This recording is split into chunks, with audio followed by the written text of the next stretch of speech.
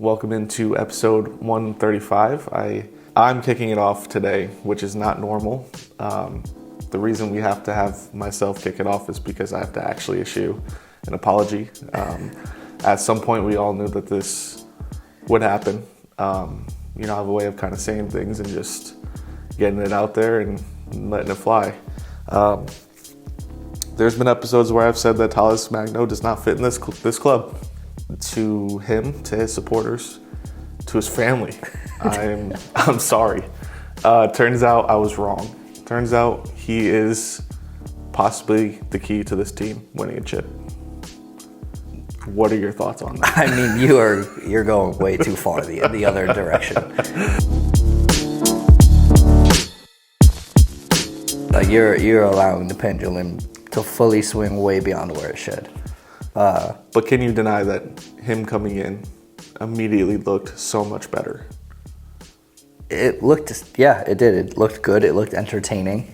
That sounded like if we had recorded after Atlanta and we didn't have Orlando to talk about as well, that would probably be where our minds were living permanently, at least for that moment, not permanently, but for the moment after Atlanta. Obviously, he comes in, he draws that penalty.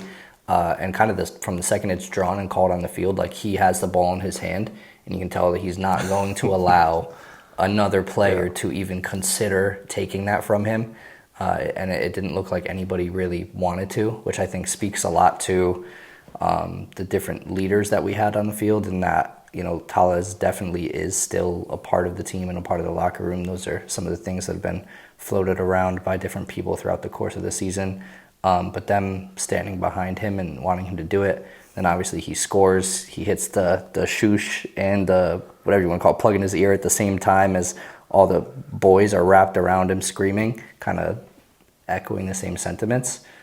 It definitely was proof that he is very much a part of this team, and was much better proof than Cushing repeating every press conference when he gets the inevitable Talles question, that he's 100% a part of this team, and then we never see him. We see him kind of laxed up on the bench, like playing with his hair, no interest in getting in the game.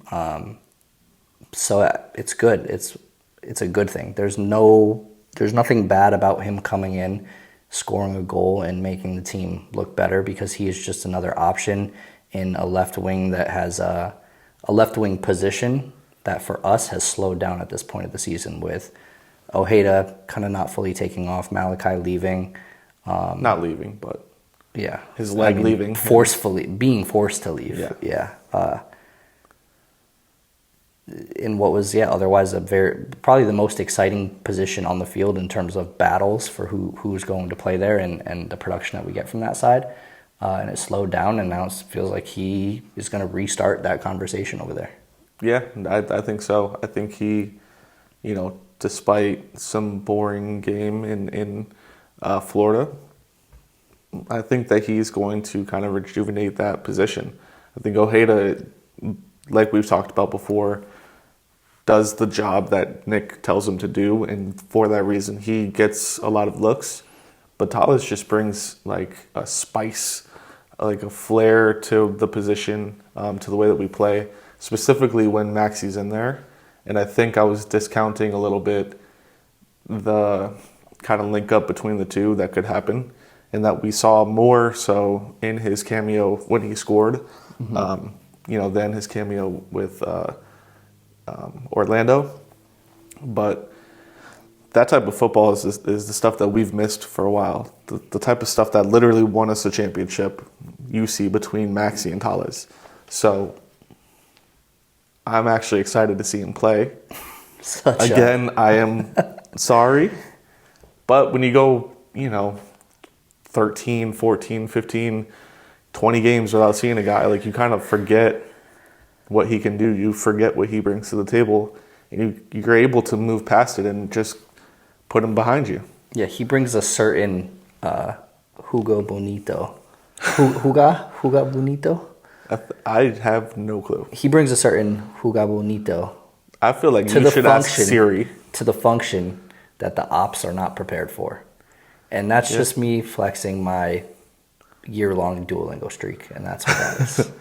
One thing I think we should mention is the fact that you may have inadvertently cursed the team. It has to be brought up. You brought it up right before we hit record.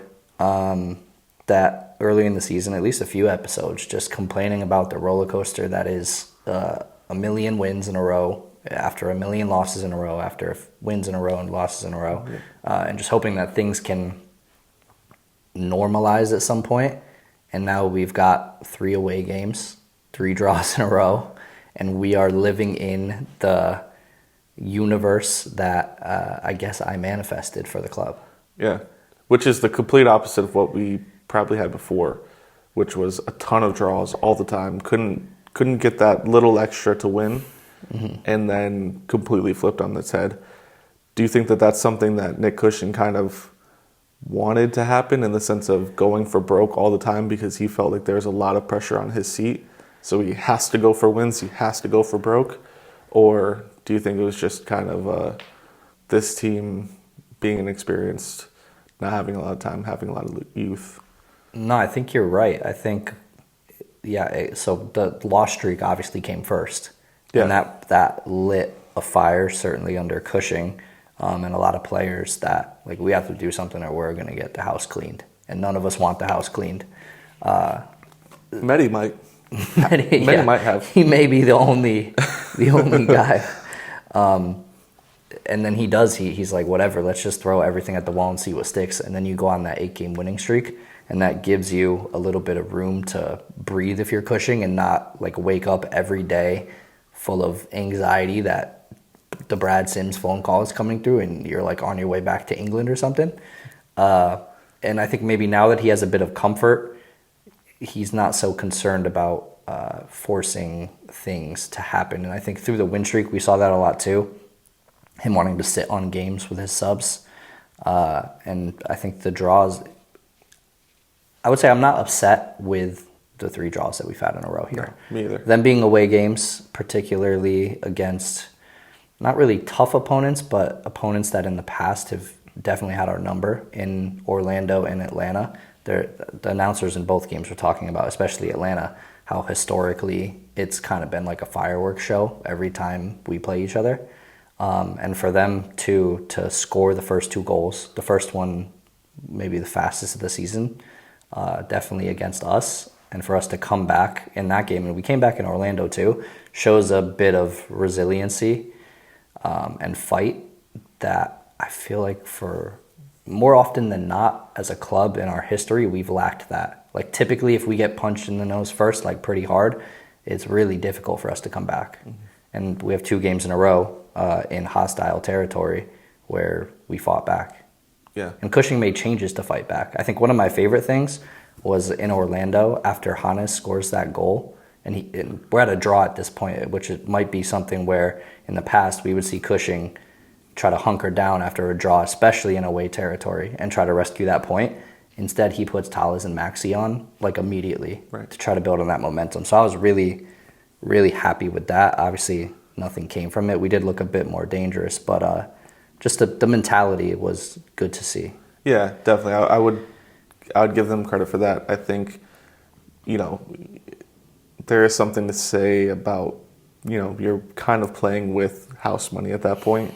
So it's a little bit easier to, say, okay, well, we're back in it. Let's throw some guys out there and try to win. And if we lose, then, they were leading from the jump. It's kind of, you have that excuse built in.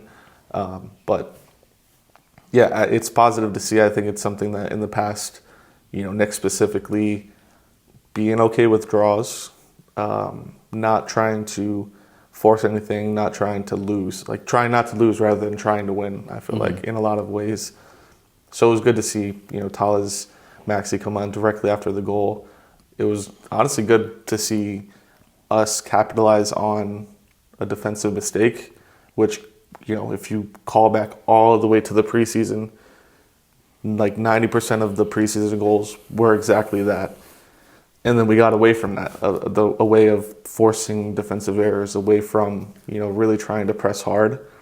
I felt like getting that back, hopefully we pull back some of that fight or whatever it was in the preseason to get those kind of goals, because they're easy. It's not easy to disrupt a defense, but once you do and they make a mistake, I mean, you're literally talking about close to tap-ins. Right. Yeah, and I feel like we've been susceptible to teams doing that to us at times. And I think we've reeled that back a little bit. You know, there's been a few moments throughout the season where we've taken shots at Alenich or Sands, where they've kind of single-handedly had some kind of mental lapse or poor pass or leaving a guy unmarked at the back post.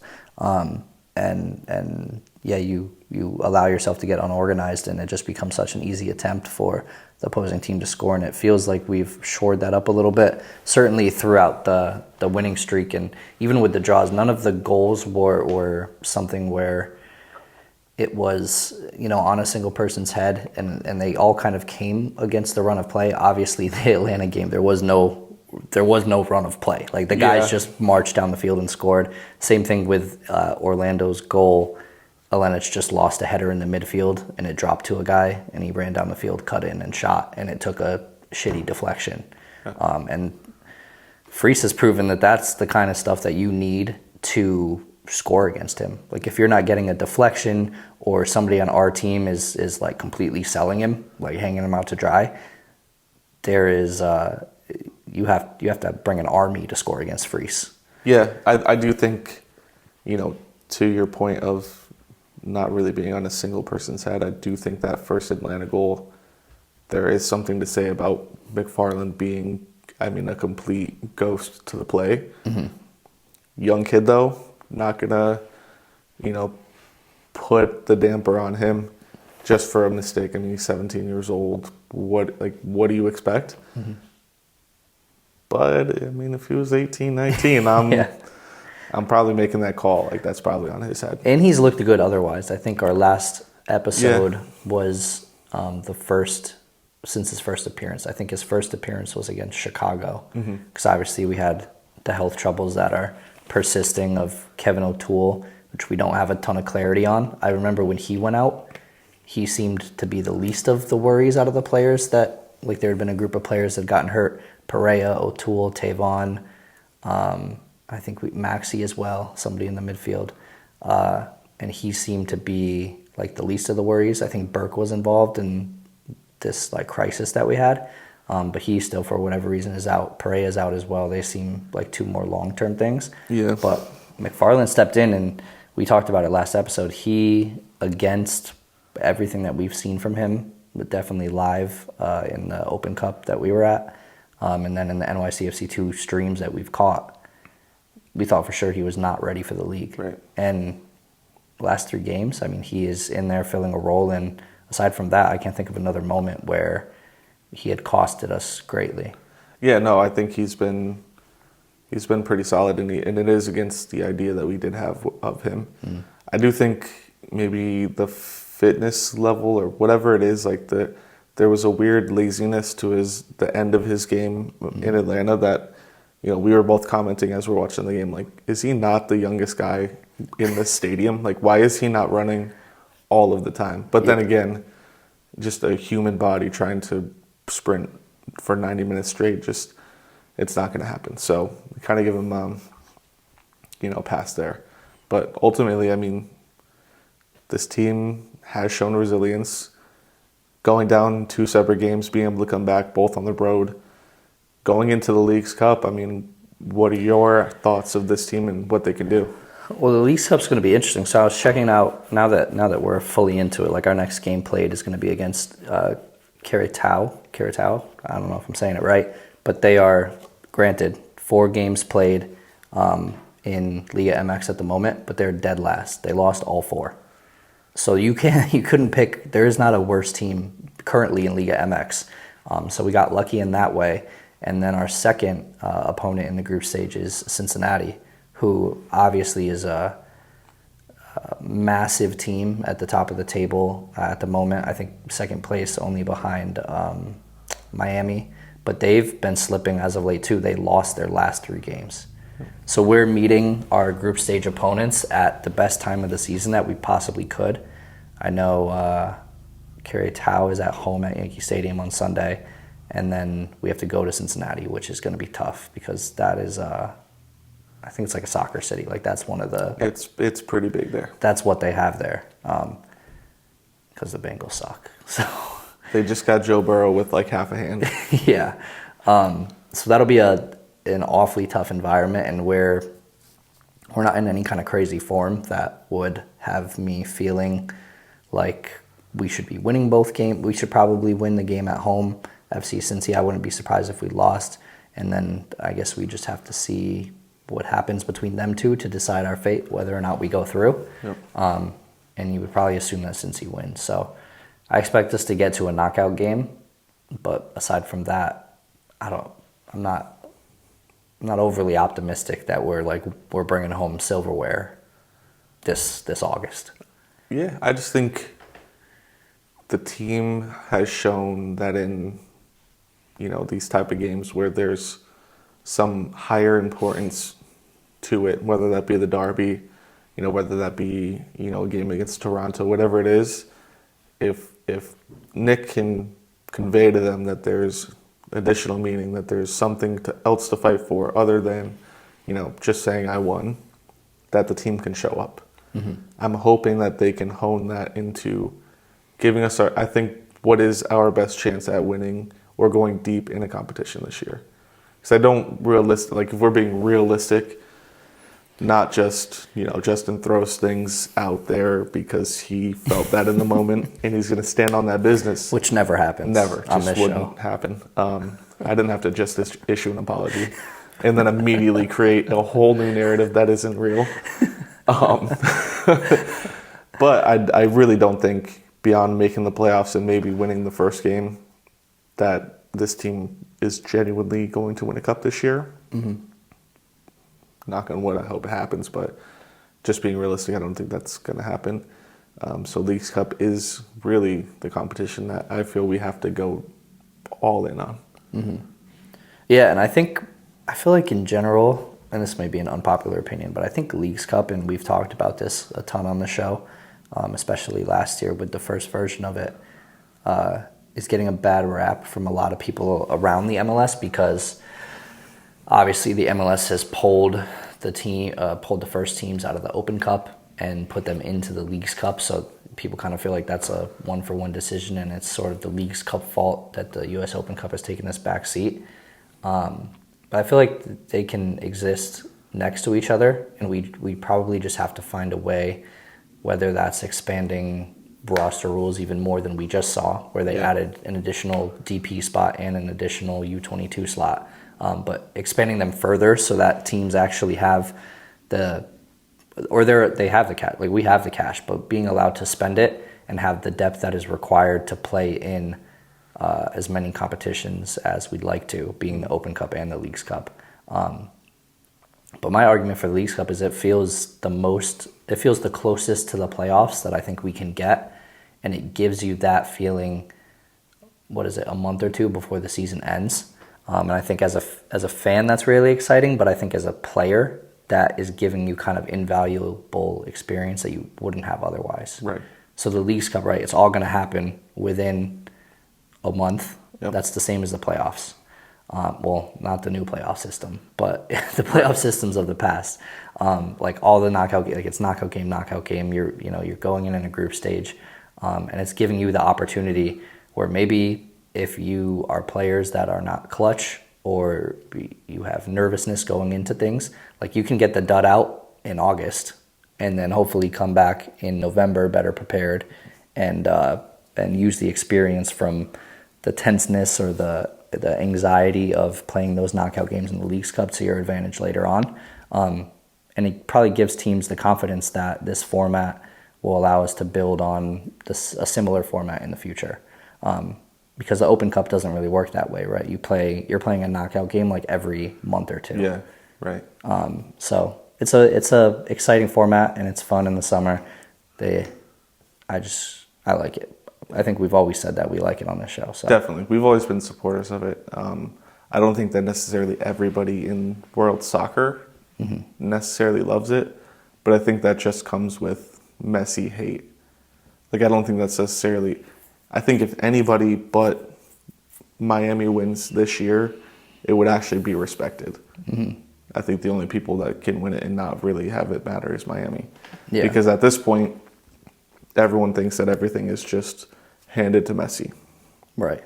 Leagues Cup last year, Copa, World Cup, everything. People are like, well, he's going to retire, so they're giving him everything. Well, he won't even be, at least from the images that we saw in the Copa final of his ankle. Yeah. I don't know that I see him playing soccer.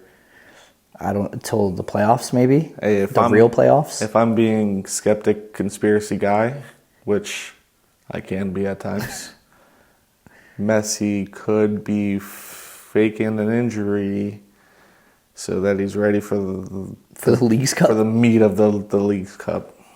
So I see what you're saying. He faked an injury in the Copa America final so he could participate in the Liga crazy, MX versus MLS Leagues Cup 2-year-old tournament. This is just what soccer people are saying. This is not what I'm saying. I'm Yeah. just bringing to the table what others Right. might be thinking. No, you're right. And in their brain, the Copa America final was already handed to him. So him being in the game didn't matter. He was going to win that regardless. Okay. If that's what people are saying, then that's what they're saying. I don't think anyone said that. I mean, I hope Messi is... That sounds wrong. I don't hope Messi's out. But Messi being out greatly increases the chances of a non-Inter Miami team winning. Right. Which, by your point earlier, is good for the Leagues Cup because otherwise it is just a tournament that we It's going to be seen as created Mickey Mouse. for Messi to come in Right. and rack up hardware. Right. And I love Messi. Messi, is, in my opinion, is my GOAT. So when I say it's good for him to be out, I don't mean I want Messi to be injured. Yeah. But I think the overall point is that I think people can love both the Open Cup or Leagues Cup. It just feels like right now, like it's those two against each other. Yeah. And you basically have to pick a side. Otherwise, you like hate soccer in America. But that's kind of like a problem. Like that, I think that's a problem with debating in general. Mm-hmm. Why do you have to dislike something else to like what you like? Like, why can't you just like what you like? Yeah, I just like both things. I like Right. Yeah. And you could just say, I love competition. And I also do hate the rap that the Open Cup has gotten from the MLS. I think it is wrong. And I know we've done certainly our fair share to support the Cup. We've been to both NYCFC and Hartford Athletics Open Cup games, all that we could reasonably attend, you know, considering all the midweeks and New York's being out in New York and Hartford's close to home. So that's given us ample opportunity with friends to make it out to games and support the Cup. So we're on that side too. You know, the Cup does deserve to be supported. I think it's the oldest tournament in the world, the oldest soccer tournament in the world, like including everything. With zero research, I blindly Or maybe believe in you. America. It could just be America. Probably America. Yeah. I feel like the FA Cup is probably the oldest. Yeah. But I support anything that the players care about. So if the players are showing passion and caring, then it matters. And the players care about the All-Star game. They do. Yeah. And therefore, it is important. I mean, here's the thing about athletes, right, is they want to win. So, like, if you're going to give them a competition and they are in it, Not necessarily. like, they want to win. Like the I guess bad players NFL, don't win, like right? NFL All-Stars, they don't really care. Okay. Like they intentionally don't care. Yeah. I was more talking about the Leagues Cup and the Open Cup. Like, players want to win competitive games. Right. Yeah. That is, like, the goal of them. Right. That's that's the only thing. That is why they live. Yeah. The All-Star game just, you know, it came from Freese getting snubbed and then him putting on the performance that he put against Atlanta, which is, you know, to even highlight it in that way is weird because he does this every single week. It's just ridiculous. And it's really, it's not even a conversation of All-Star game when. I think somebody tweeted at us like men's national team when. And I would love to be the guys that we were very early flag bearers. And we were even sitting here at times to ourselves being like, maybe we need to pump the brakes a little bit. But fully, I think, like March time, we're saying Matt to the national team, and here we are now. Just to put it as easily as possible, there is turnover happening in the national team when that happens, typically opportunities for people that, maybe weren't there before become possible because that guy doesn't care about the relationships that were built before. He doesn't care about the positions that were promised before. Mm-hmm. He just wants to get the guys that he believes are going to give him the best chance to win. Is that Matt Turner? Is that Matt Freese? Who is that? I have no idea. I just feel like at the end of the day, there's no shot that anybody can tell me Freese isn't at least the second Top string 5? keeper. I think second. I think top 2. Like they bring Sean Johnson to tournaments. Yeah. Like that is, it goes Turner, Horvath, and Sean Johnson are their 3 right now. He's top 3. He's top 3. To be honest with you, I think I'm putting him over Horvath. But Turner has had a way of being pretty clutch in tournaments for us. So that's kind of where I start to question things. But in my opinion, there's no way he's not top 2. I feel like Gold Cup has to be, and not to do too much U.S. men's national team because it's not really that's not our gravy. But Yeah. like Gold Cup has to be a tournament that whatever coach comes in has to see like 26 to 30 new players either debuted or brought back who were kind of iced out, and really see who's going to be on this squad. Yeah. And we have to figure out, before we figure out who the players are, like we got to figure out who the manager is. Did you see Nancy today was saying like pretty much, in other words, like he'd be ready for whatever, is how I read it. Did he say he's had conversations? No, he's just like let me read it because I don't want to misquote. Because I know Cherundolo in every press conference is talking about how he's had advanced discussions, but at the moment he's managing LAFC. And then you kind of have a similar thing with Vieira, who in a saga that is so similar to the NYCFC saga of him leaving us, when he's saying, I love this club, I'm fully committed to this club, I'm planning to stay here, especially through the end of the year, and then weeks later, drops his contract. And he just did that overseas, wherever he is. So it's hard to know. It'd be interesting. I don't know that I love Vieira for the men's national team job. Mm-mm.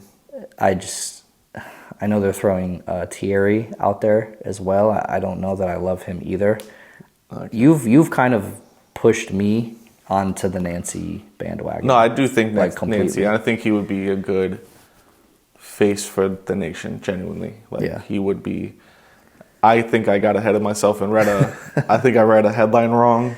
He's saying more like that he's a competitive human being, but he feels really good where he is.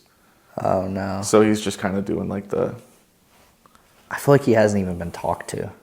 I don't know. I think Cherundolo is going to be our manager, and I would put anybody else ahead. I would put Nancy like if it was a campaign type thing, I'd be like Nancy has got to be up there. And how silly is it to let BJ walk a week before you fire Greg? And you let maybe the best guy go to Canada. Like the actual ideal Ted Lasso. Yeah. Yeah, it's a level of mismanagement that will be talked about in the history of the nation's. Why didn't they just fire Greg back when he was blackmailed? Well, they did what they thought was the smart thing, in that they paid an independent agency to tell them to hire Greg. So I think they felt like they were scapegoating a little bit. Like, okay, well, we spent our money correctly, and an agency told us to do it. Now we hired him, but we got counsel that told us we should hire him. So, poor decision. A waste of money and a waste of time. Thrown the baby out with the bathwater and said, you know what? It's actually toxic that any of you exist in this realm, so we're going to remove you both from ever having relationships with this national team. Yeah. We're just going to move on with all of the other great young talent that we have. Yeah. Talking about Reyna? Yeah. The dad or the kid? Both. That is tough. It does feel tough. Sorry, your dad sold you. Like, I don't know. What do you want me to say? Like, your dad sold you. Yeah. Your dad was the guy that showed up to the bubble and blew up at the coach and got you kicked off the team. Like, Yeah, sorry, not sorry. You have to have a better family dynamic. I don't know what to tell you.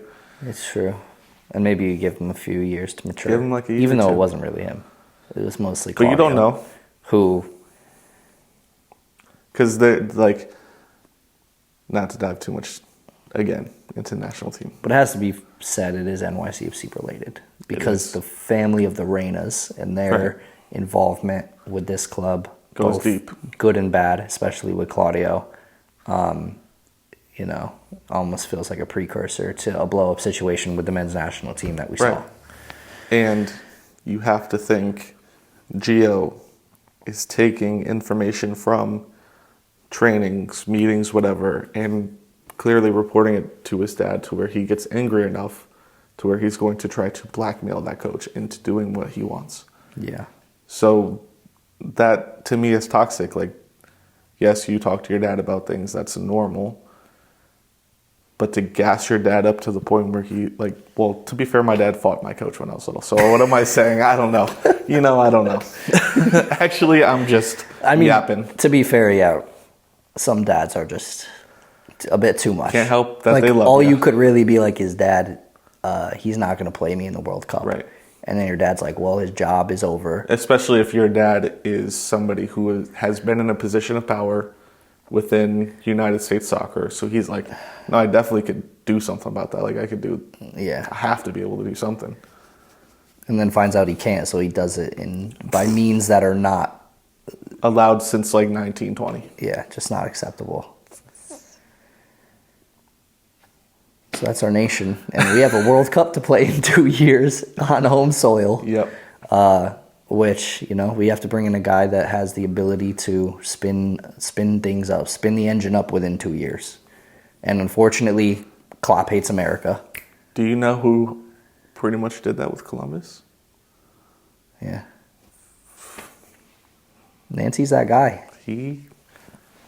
I do think his resume on paper right now is better than Greg's when he was hired, And I do have to say, which isn't hard. I feel he is such a class. He's such like a gentleman type of guy that you don't have the thing that you get with Cherundolo, who like feels the need to talk about the fact that he's had conversations about it.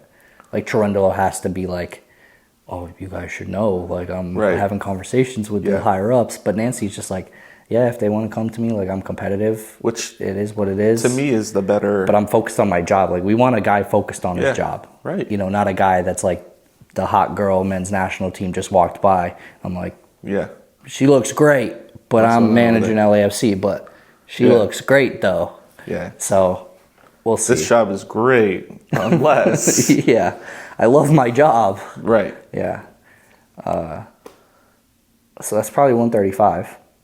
I believe so. We have the Man City AC Milan game coming up at Yankee Stadium. I know we put in a credential request for that.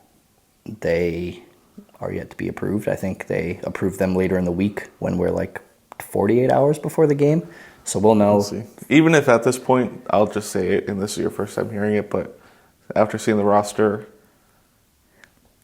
if we get denied, I'm not going to cry over it. I do have to say, too, if we were to have to choose between Man City on Saturday or Leagues Cup on Sunday, Sunday, 100%. Sunday is what has to happen. Yeah. Because, making the drive 2 days in a row yeah. after the drive that we just went through this past weekend Yeah. is just not something I am going to do. Speaking, not to drag 135, because I'm dragging it.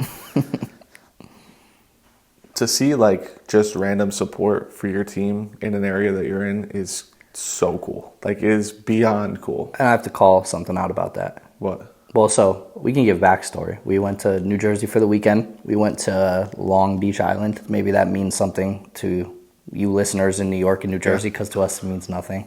Long Beach to me is California. Yeah, same. That's what But it's we been. went to New Jersey's Long Beach.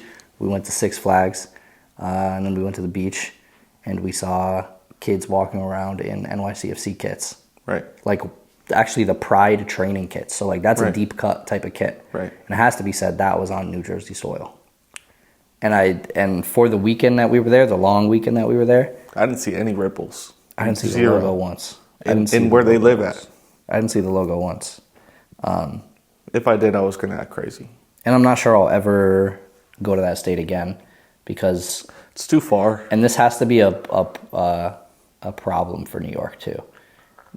There's no shot that when you're driving somewhere that as you get closer, you actually get farther away.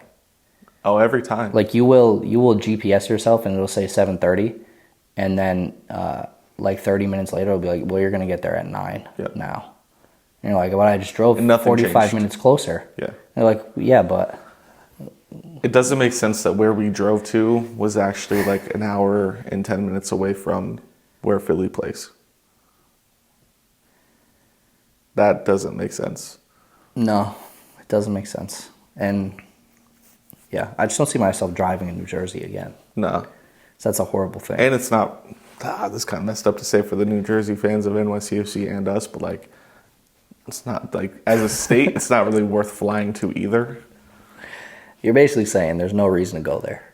No. Like, I had fun. I'm not good. We stayed at like a nice place. yeah, We were on the water. yeah. Went to Six Flags. Went to Six Flags. Some of us rode coasters. Yeah. Yeah. And yeah, no, it was fun. I'm not, but it's an experience. It's like, I don't know, going to like Yellowstone. Like you go and you're like, oh, that was cool. Yep. But you don't go to Yellowstone every year. There's not really reasons to go back. No. Giuseppe's was cool. Uncle Giuseppe's, that they are. I Wow, think what that's was a New cool? York thing too, right? Is it? That's what we were informed. So maybe the people know about Uncle Giuseppe's. That was pretty cool. But that is one of the highlights of the trip. But even that, like that ended up on my feet. An Italian Stu Leonard's. Yeah. Yeah. And you did dump. Yeah, you dumped the takeout after the 6-hour drive all over your own feet. Just so angry. Just so mad. Yeah. But yeah, 135. Thank you. If you have listened to this point, you're welcome, or I'm sorry. Yeah. And the point of it all is we're definitely not driving to the city for Man City and for the Leagues Cup. So Right, and it's probably too late at this point to get a B&B. that's not going to happen. I actually, Unless you want to like if someone has a couch. yeah. So And by somebody I mean Juan Carlos only. you're the only guy we can trust at this point. No, the Podfather had to stay at his house. Yeah. Well, I believe the But Podfather. would the Podfather have us at his house? That's the question. And I don't know that the Podfather is within Manhattan. Well, obviously not Manhattan because he's the Podfather, not Jeff Bezos. But I don't know that he's within the city limits anymore either. Oh, true.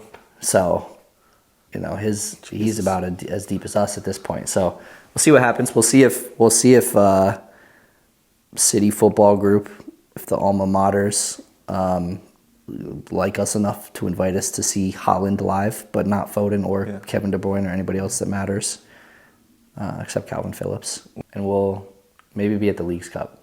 Yeah.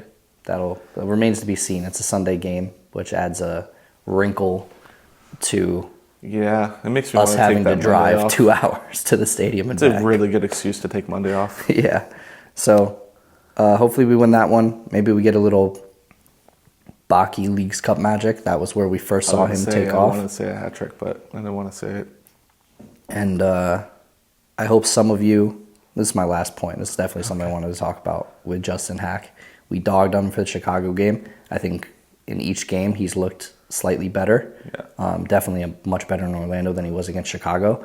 But most importantly, for those of you that have alternative betting markets that And you've taken the advice. we do not have, because to be honest with you, I would be a full-time podcast host if the state of Connecticut let me bet on Justin Hack yellow cards, because it hit the last 3 games in a row.